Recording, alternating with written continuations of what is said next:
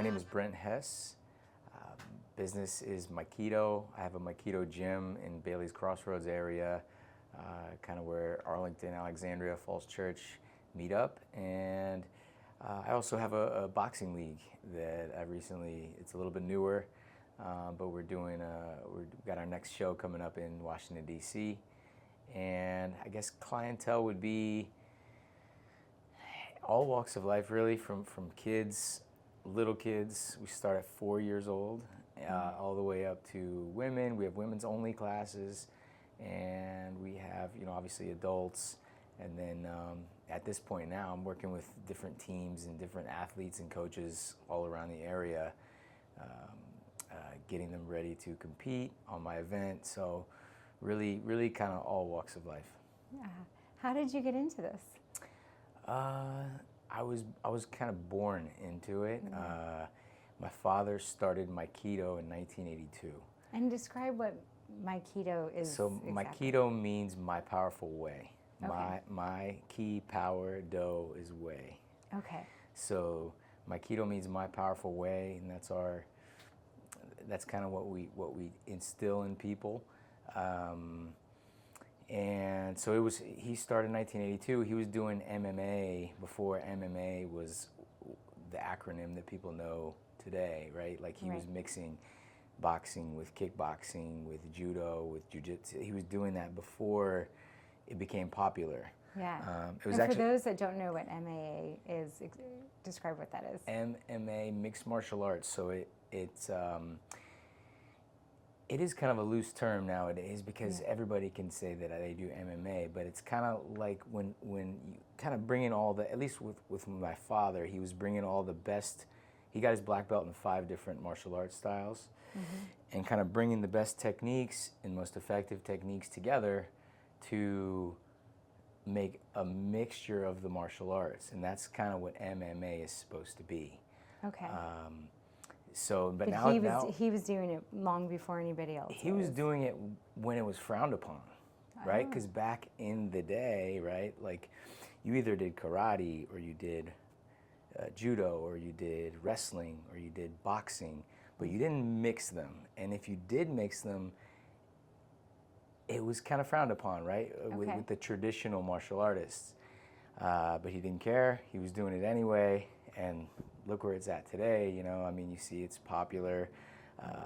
The UFC has kind of brought a huge kind of spotlight onto MMA and made it popular as well, and certain kind of star figures with them. So yeah, that's kind of where we're at this point in time. I kind of took over and opened up my location in 2009, and just kind so of. So your dad had a location, had a business established. He had a couple, yeah. Yeah. Okay. Yeah, and that inspired you to kind of do your own. Kind of take over the business at that time. Like he did a lot of stuff and like made a lot of big. He was at the forefront, breaking a lot of ground in his time, and competed. He was like undefeated, like world. He was one of the first kickboxers on ESPN. Oh wow! Back in the kick of the '80s. Yeah. They called it the kick of the '80s, and then he was undefeated stick fighting. He did Arnis stick fighting, so he did a lot more than when I date it back to like how old I am versus like what he was doing at my age. It's like it's incredible what he was doing, and he was a visionary. Even though I consider myself to be like, hey, I'm doing this and this and this, but him in his time was doing a lot of awesome things too, and so. Just the other day I was telling him about it and how I can respect that so much, and I couldn't believe he was doing this at this age, because when you track it, you do the math, it's like you have to date it back to how old he was. Right. And then how old he is now, obviously, and how old I am. So, but yeah, that's how I was kind of born into it. Everybody asked me, when did you start? It was like, when I came out of the hospital, probably. Like he was like stretching my legs and like throwing punches. Probably in your the mom's womb. tummy, He was like, giving me little commands. Yeah, I don't know, but yeah. So that I was kind of like not necessarily an option. Like when you start like a sport when you're at a certain age, we're like, oh, I like baseball, or I like this. It's like it was like It wasn't as common. Born into that, and so I started competing in different competitions and fights when I was like 4 and 5 years old. They have like me on like, you know, the first, second, third trophy kind of pedestals and stuff like that. Like there's pictures of me, and so yeah, I was in it very young. Yeah. Very young, yeah. What was it like taking over the family business?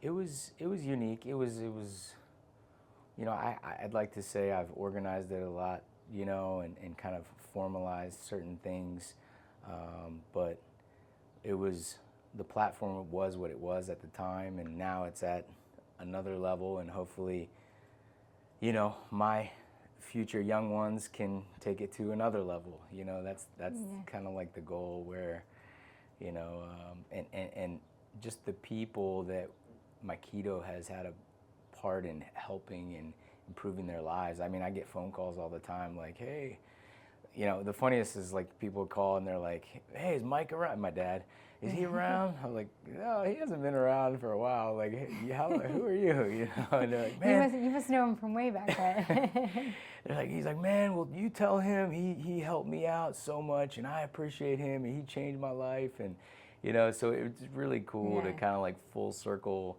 see things, and I guess one day I'll be getting those phone calls. Well, maybe. that's what I was about to ask you, is what do you find so rewarding about what you do, or most rewarding about what you do? Yeah, you don't always notice what's rewarding when you're doing it. I feel like I feel like it's after you do certain things, and you get in those fulfilling calls of like, hey, you've helped me out so much. Like I'm getting them now that I'm getting a little older. I'm getting these young guys that are like, man, thanks for having my back, and thanks for being in my corner, and thanks for keeping me doing the right things, and thanks for, you know, since day one, you know, and I'm like, man, that's true. I have known you a long time, you know, and I have guess affected a lot of lives in my young life too so far. Sure, yeah. So it's rewarding. It's rewarding to me, and you know, kind of starting anew with this boxing league. I'm kind of, and that's another area where my father was a pioneer. Was he was doing MMA shows before MMA, and he was doing them in like high schools and like gymnastics recreation areas and things like that. And so now, like, I'm starting it anew, but it's not something new. Like back then I used to compete, and I always tell people now, I'm like, it was much easier to be the fighter and just to be the competitor. Now that I'm organizing the event, I've like so many more things to think about. It's like, oh my goodness. Ticket sales, venue, insurance, the medical team. It's like, oh my goodness. It's You're like, I just want to get up I there and show I would what like I can to just do. show up, make weight, and then fight. But when I was in those shoes, I was like, man, fighting is hard, you know. But then you kind of see the other side, but I enjoy it. I think the main thing is, obviously, I have a passion for it, you know, because if I didn't, you probably see, like, just the way I'm talking about it. Absolutely, your whole face lights up. And it's just like everything about it, from organizing it to talking to the coaches and the teams, and you know, even now I'm doing interviews with coaches and teams. It's funny on cameras, because now we got the technology similar to this, and hearing their stories and hearing their influence. The influences that they've had and the influences that they're making with others, and hearing certain stories, and it's really powerful, you know.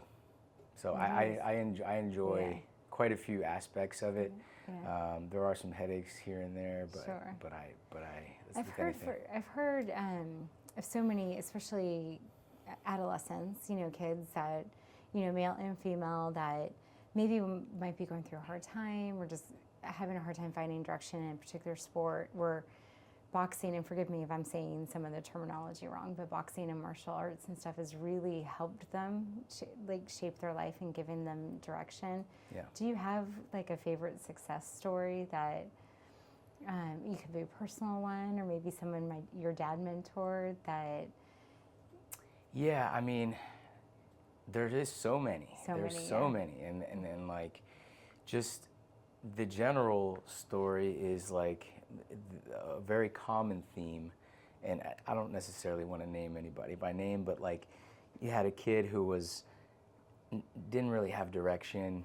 Maybe he or she was getting in trouble, you know, in school and kind of losing direction. Maybe they didn't have guidance, the proper guidance as they were growing up.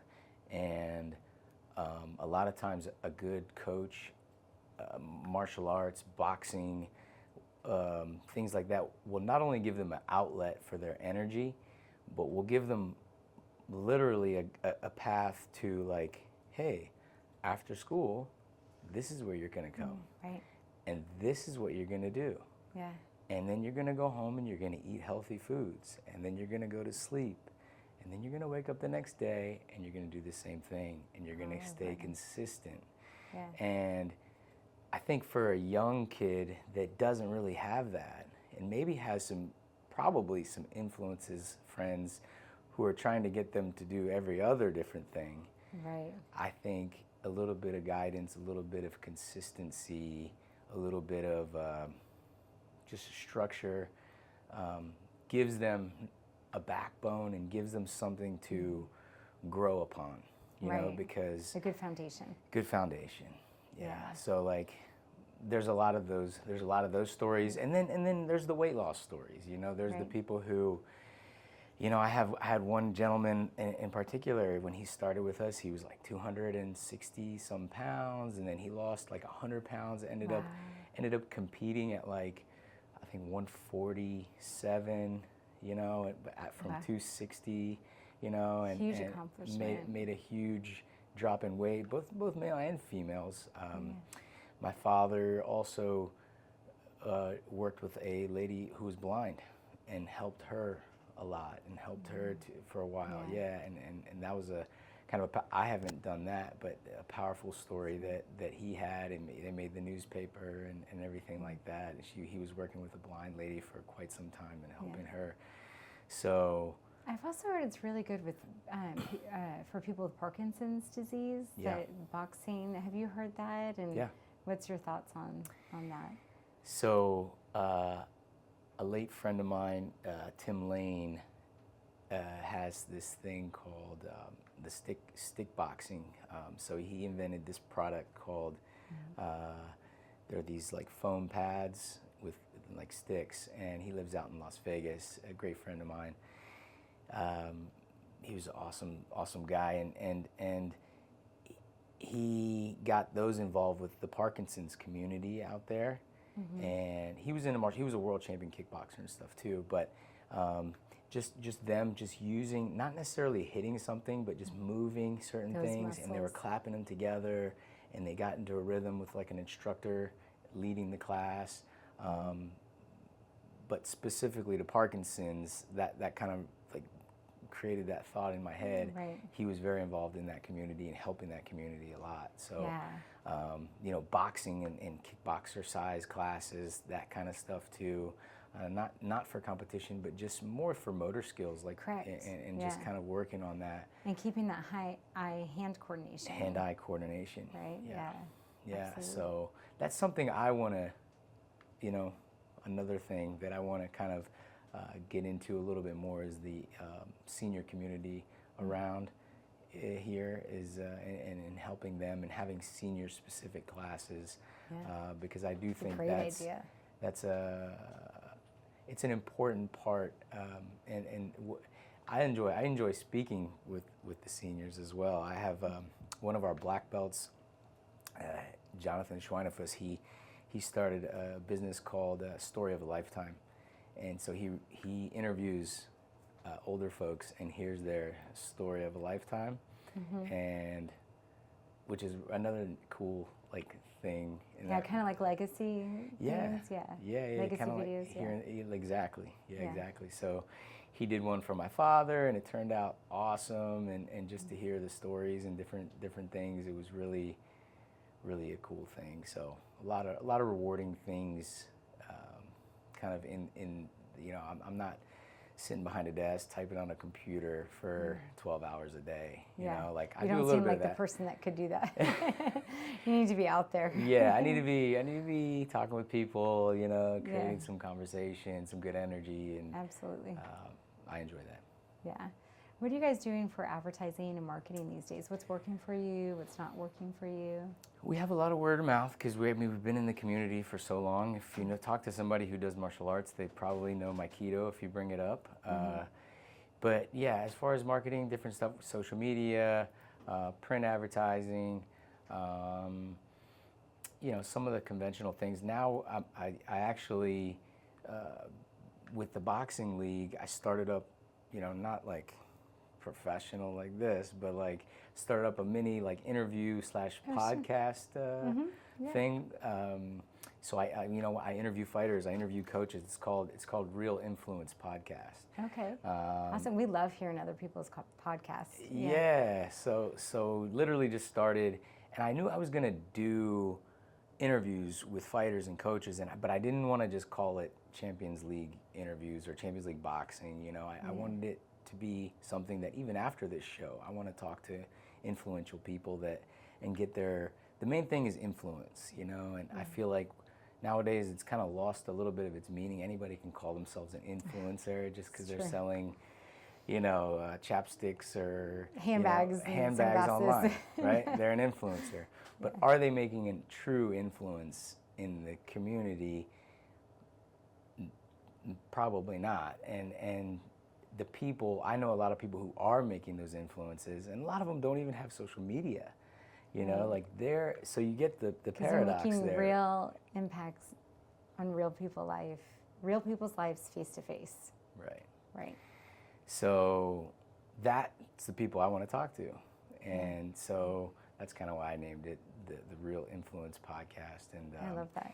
But we're still young and we're still starting, and I got a handful of interviews with some really cool coaches and athletes, and just kind of starting there. But yeah, as far as the marketing goes, I think that could play a cool role, because now with the social media era and the technology, people are on YouTube and different stuff a lot. So the regular just handing out flyers that was the normal marketing maybe back in the day is kind of shifting a little bit, and so we'll have to shift as well. Yeah. What advice do you have for someone trying to get into boxing, martial arts, and then MMA? I always say it wrong. Such as I was sharing with you before, my son's getting into it. So what advice do you have for someone who's kind of just come take a class, see if you like it? Yeah, so I get a lot of guys, young guys coming in, similar probably to your son, who say that they want to train, they want to be the next UFC star, they want to... I think there's like a lot of celebrity status celebrity, behind it. I want to do this and that, and I always usually tell them the same thing. You got to show up, you got to work hard, you got to keep your nose to the grindstone, and just keep putting in the time and the hours. And usually when you're ready, I always tell my guys, I was like, some coaches want to put their logo on your shirt and send you out there to fight to represent their gym. So their gym gets, the shine. I'm almost the opposite. I don't want to force somebody to compete because he's going to wear my logo. Right. I want him to come to me and say, Coach, what do you think? Am I showing you what I need to be doing? Coach, I ran 5 miles. I've been running 5 miles every day for the past this and this, and then still I'm going to be trying to be hey, no, I think you got to, and a little work to do. A little work to do, and because I don't want anybody to get beat up. I don't want anybody to get hurt, especially my guys. And so I want them to win, and that's something that MikiDOs were known for. I mean, my dad had 133 national titles with his competitors. Yeah, that's amazing. And different titles and title belts and things like that. We have them hanging up all around the gym. And so, like I told the guys, just put in the hard work. It takes consistency. It takes more than a week, a month, maybe a year. You got to put in the hard work. And it's not easy, because if it was easy, then how everybody the saying would goes, do it. everybody would do it. Yeah. And you know, and also for the young guys too, I tell them, you know, work on your school and work on your career and have a backup plan just in case you're not the next Conor McGregor. Yeah. You know, you gotta have. That's good advice. You gotta have something that you enjoy, and not necessarily this or that. Just something you enjoy and something that maybe you can flourish in. Yeah. Doesn't have to be fighting, and then hopefully the fighting goes well for you and you do well, and maybe you turn pro and make money at some point one day, and maybe not, you know. Right.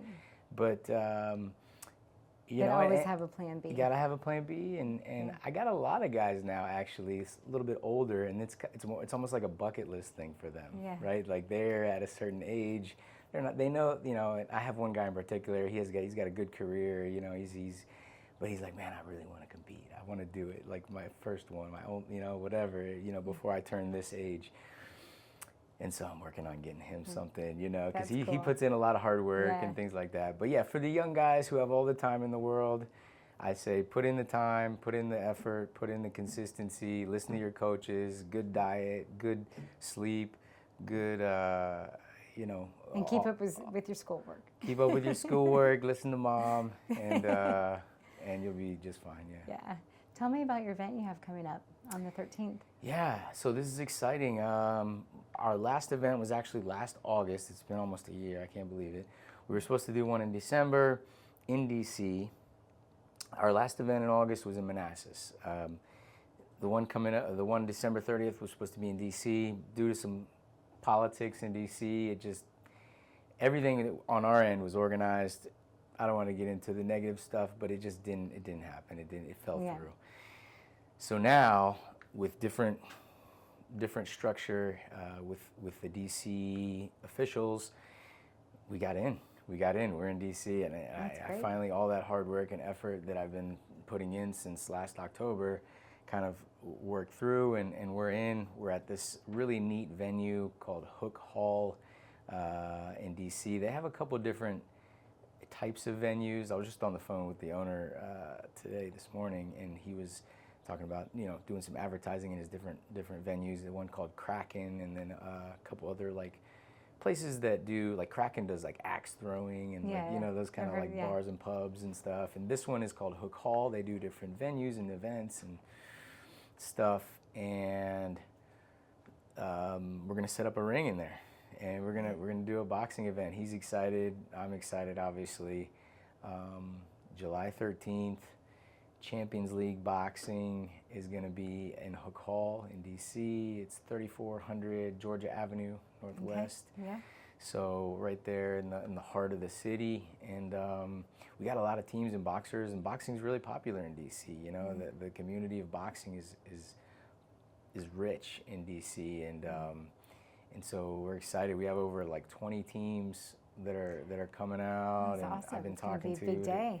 Yeah, and we got some youth boxers, some female boxers. Yeah. Some, you know, obviously and some spectators can come and watch. And Yeah. You can get tickets, championsleagueboxing.com. We have our ticket site already up, and Great. And it's not a huge venue. Like our last venue was a little bit bigger. This one is a little cozier. Okay. So for its tickets, like we'll have like some VIPs, some general admission, and then we'll have standing. So if you want a seat, I recommend everybody get their tickets. You know, get your fairly tickets soon. now. Get your tickets now. Yeah. But yeah, it's a little cozier. So we're looking forward to a good turnout, a good night, a good powerful first show in DC. Great. Well, I wish you a successful event. Yes, thank you. Maybe you can make it out. I'll have a special seat for you. Yeah, and I would love maybe your it. son I'll too. bring my son. I'm sure he would like to see it. There's be something great we could do together. There you go. Yeah. Yeah, we're gonna have before and after. We're gonna have like a before little like I teamed up with one of my good family friends. His name is Lee. He does Latin events, big Latin like dance events. That's his thing. DCBX is his company, and so they're doing like a pre-party, you know, a little pre-party. He's got these things called silent headphones where everybody. I've heard of this. Yeah. Everybody puts these headphones on. You got 3 channels. Yeah. We'll have a DJ there, and then during the fights, this has never been done. Everyone's gonna get headphones, and you get to one channel is going to be like the impact in the ring, the microphone's just picking up the punches and the stuff. The second channel is going to be commentary, so it's going to be me and like some boxing experts doing commentary, and then the third one's going to be like a music. Yeah, that so sounds awesome. it's pretty neat. And then after the show, we're going to have a battle of the DJs inside the ring, like an after party kind of thing. Yeah. So the whole day, night should be pretty event. cool. Yeah, pretty cool. I'm mostly in charge of the boxing event and making sure that runs smooth, and it's looking like a really action-packed fight card. Well, it sounds exciting. Yeah. And we wish you all the best with that. As we kind of wrap up here, are there any last parting words you'd like to leave us with, or maybe a mantra you live your life by? I like my powerful way, which is in MikiDO, my powerful way. Yeah. And I encourage everybody to kind of find their powerful way. And it's always different for everybody, and different for everybody at different points of their life. Sure. So that would be my mantra is find your powerful way. It doesn't have to be with us. It could be with whatever you are, wherever you are.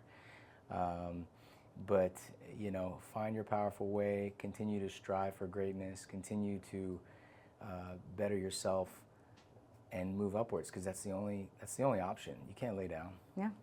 Right? Yeah, it's true. It's the only option is the future. Onward and upward. Onward and upward. And everybody please follow us. MikiDO Inc. is our Instagram. Champions League Boxing is obviously at Champions League Boxing on Instagram, and then championsleagueboxing.com if you wanna pick up tickets. My Instagram is Brent Hess. Awesome. And yeah, thank you, Donna, for having me today. I really thank you for being here enjoyed today. the conversation. Yeah. Yeah, I loved hearing your story. Thank you for being here today.